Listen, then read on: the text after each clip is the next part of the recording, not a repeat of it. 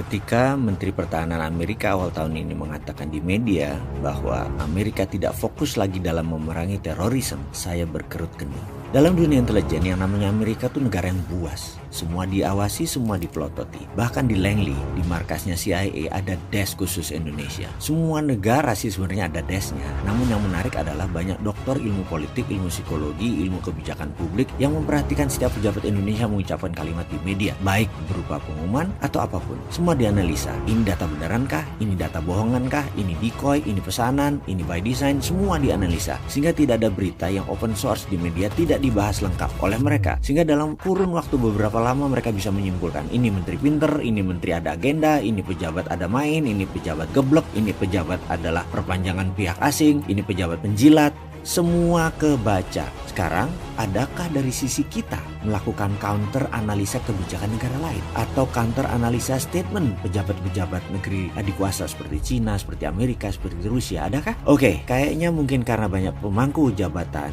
yang kurang paham geopolitik, jadi lupa mengurus hal beginian. Counter analisa kebijakan negara lain. Atau mungkin karena banyak pejabat belum ikut Lemhanas, jadi urusan bela negara begini nggak terlalu dipikirkan, kurang nyandak. Jadi ya sudah, biar saya yang sontoloyo ini saja yang parno. Saya berkerut kening atas pernyataan Menhan Amerika tadi. Dan biarlah saya sendirian yang nanggung parno. Berat loh sebenarnya nanggung parno itu. Lebih berat dari nanggung rindunya Dilan. Sekali lagi, saya hanya kurius. Mengapa dia mengatakan Amerika tidak fokus di masalah terorisme? Dalam kalimat itu, maknanya apa ya? Saya coba menelaah. Menhan mengucapkan kata-katanya begini, US no longer focus on terorisme. Lama saya menganalisa dan merenung, lalu saya menangkap sesuatu. Klik, seakan-akan ada suara di kepala saya. Amerika tidak lagi perang melawan teroris. Bukan. Kalimatnya artinya begini, Amerika tidak lagi pakai instrumen terorisme di dalam menegakkan hegemoni militernya sebagai polisi dunia. Itu arti kata-kata Menhan Amerika yang sebenarnya. Saya baru paham sekarang. Ini artinya mereka sekarang menggunakan apa ya? Konfrontasi perang terbuka kah? Perang cyber kah? Perang informasi kah? Perang biologi kah? Perang dagang kah? Perang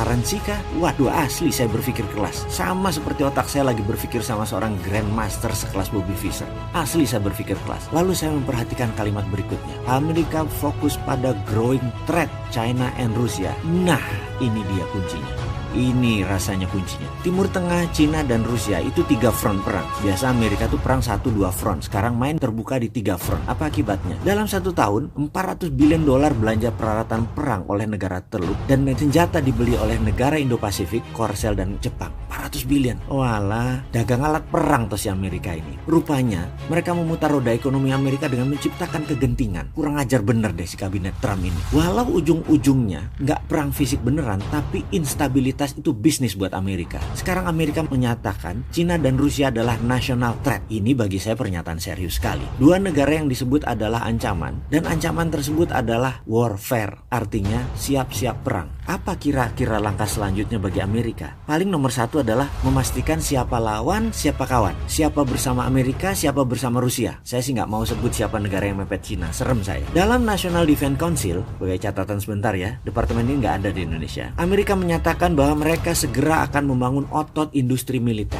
lalu membangun instabilitas dunia, lalu membangun kepanikan dan kecemasan, lalu konfrontasi. Dan itu adalah business as usual. Kurang ajar nggak tuh? Perang adalah bisnis. Gila nih Amerika. Sambil memperhatikan berita, mata saya melirik di meja saya. Ada bundelan buku yang baru saya baca separuh. Bukunya berjudul China Private Army. Tagline di bawahnya, Protecting the New Silk Road. Di sebelahnya ada artikel yang baru saya selesaikan. Artikel tersebut judulnya New Tiananmen Policy, A Secret Meeting That Changed China. Benar, China adalah negara yang sukses melakukan smart power dalam hegemoni ekonominya mereka. Mereka menggunakan economic warfare, bukan pakai military warfare seperti Amerika. Cina pakai economic warfare. Sangat halus mainnya dan tidak terasa. Salah satu strategi Cina adalah memainkan export debt dan debt trap. Mudah-mudahan Indonesia nggak kena efek mainnya negara besar itu. Kan semua pejabatnya pinter. Pasti aman Indonesia. Ini hanya si Sontoloyo aja yang parno.